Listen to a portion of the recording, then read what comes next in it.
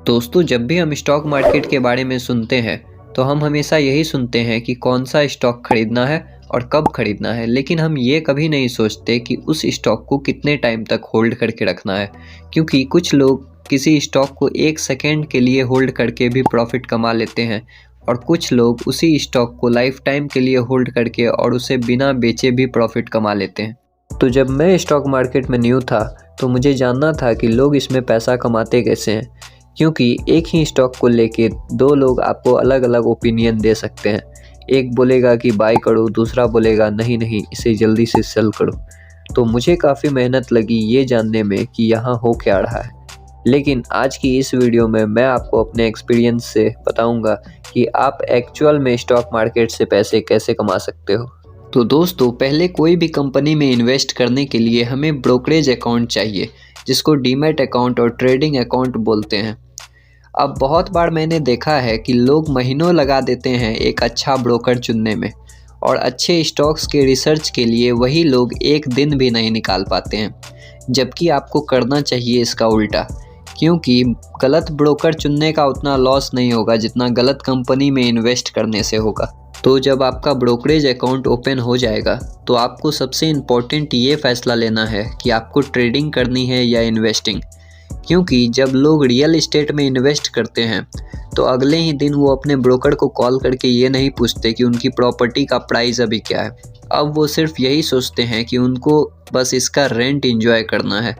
क्योंकि जब आप ट्रेडिंग करते हो तो आप स्टॉक्स को खरीदने से पहले ही उसे बेचने की प्लानिंग करते हो, लेकिन अगर आप एक्चुअली इन्वेस्टिंग करते हो तो आप उसे बेचने की इतनी चिंता करते नहीं हो। मतलब लोग रियल एस्टेट को लेके बाय एंड होल्ड सोचते हैं और स्टॉक्स के लिए बाय एंड सेल, और इसीलिए रियल एस्टेट में लोगों की वेल्थ क्रिएट होती है क्योंकि वो उसे कंपाउंड होने देते हैं। अब जब आपने डिसाइड कर लिया है कि आप इन्वेस्टिंग करोगे और कंपाउंडिंग के ज़रिए अपनी वेल्थ क्रिएट करोगे, तो उसकी शुरुआत करने के लिए मैं आपको एक इम्पॉर्टेंट एडवाइस देना चाहूँगा। सबसे पहले तो ये कि आपको कोई एक ही कंपनी का स्टॉक चुनना चाहिए, क्योंकि अगर आप सिर्फ 1000 रुपये इन्वेस्ट करने का सोच रहे हो और आपको उसे भी डाइवर्सिफाई करने का मन कर रहा है तो आप अभी से स्पेक्यूलेशन कर रहे हो। बहुत सारे बिगनर्स जब स्टॉक मार्केट में एंट्री करते हैं तो वो एक साथ बहुत सारे स्टॉक्स खरीद लेते हैं, और वो इसलिए ऐसा करते हैं क्योंकि वो स्टॉक्स को लॉटरी टिकट समझते हैं और एक एक टिकट अलग अलग कंपनी का खरीद लेते हैं कि इतने सारे कंपनीज़ की एक ना एक की तो लॉटरी लगेगी। लेकिन दोस्तों, आपको ये नहीं करना है। स्टॉक्स लॉटरी टिकट नहीं होते और ना ही हमें स्पेक्यूलेशन करना है। हमें एक्चुअल इन्वेस्टिंग करनी है और उसके ज़रिए वेल्थ क्रिएट करना है।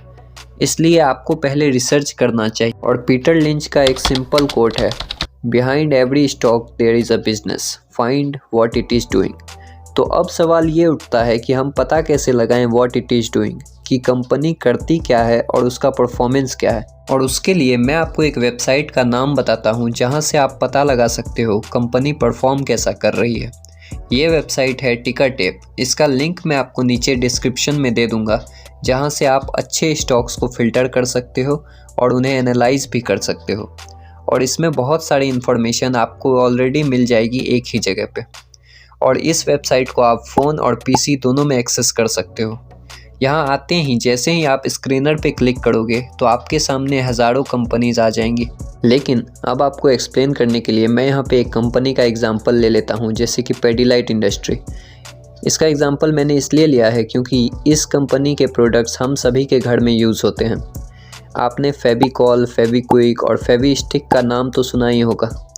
जहाँ एक तरफ पूरी दुनिया इलेक्ट्रिक व्हीकल्स, ग्रीन एनर्जी के पीछे पड़ी है, वहीं दूसरी तरफ ये कंपनी साइलेंटली अपने हिट प्रोडक्ट्स को बेच के अपना मार्केट शेयर और अपना रेवेन्यू इंक्रीज़ करती जा रही है, जिसकी वजह से अपने शेयर होल्डर्स की वेल्थ को कंटिन्यूसली इंक्रीज़ कर पा रही है।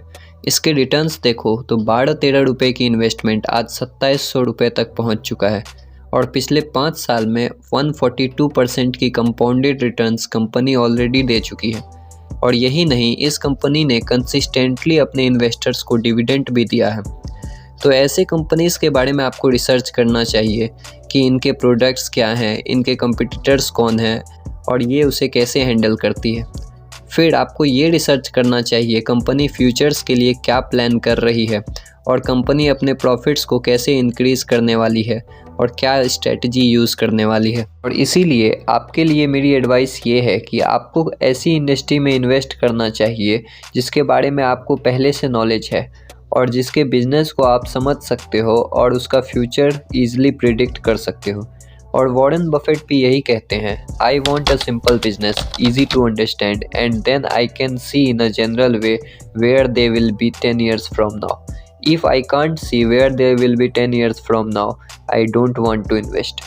और इसीलिए वॉरेन बफेट पिछले 30-40 साल से टॉप 10 रिचेस्ट मैन की लिस्ट में हमेशा रहे हैं। तो फाइनली मेरा इंपॉर्टेंट मैसेज आपके लिए यही है कि आप लोगों को कंपनीज़ के रिसर्च और अंडरस्टैंडिंग में ज़्यादा टाइम स्पेंड करना चाहिए, ना कि उसके स्टॉक प्राइस को देखने में और मार्केट को एनालाइज करने में।